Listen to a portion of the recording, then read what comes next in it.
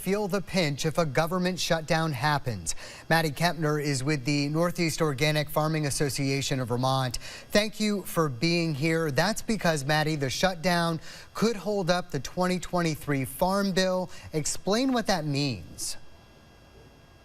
So if an extension of the 2018 Farm Bill, which recently expired on October 1st of this year, is not included in a continuing resolution or a stopgap funding measure to keep the government open, there are key programs that will lapse that farmers really depend on, that we are hoping the government will work to reinstate before that happens. Is there inequity as to which farms would suffer the most?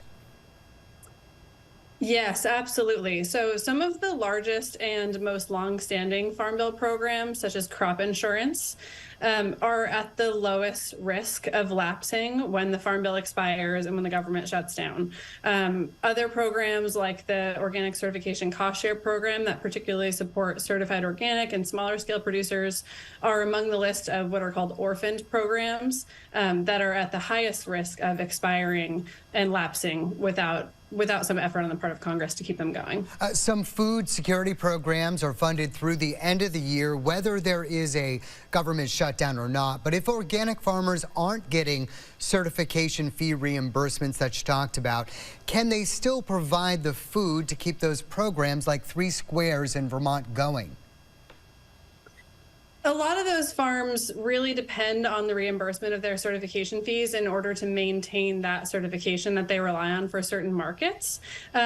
Our farmers really care about keeping our communities fed, and a lot of those certified organic farms here in Vermont that are smaller scale work really hard to serve folks in their local communities who use SNAP benefits and rely on those kinds of programs to access local food. So our hope is that those folks will still be able to have access to those benefits and access to the food that they rely on. And we need to have the programs in place that support farmers to be able to access markets to keep themselves afloat at the same time. Do policies then need to change in order for these farmers not to end up in this position again?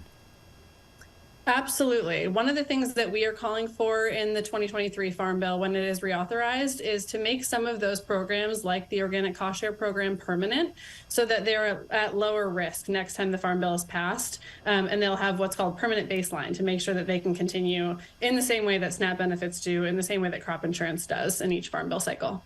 Maddie Kempner, thank you very much. Be well. Thank you.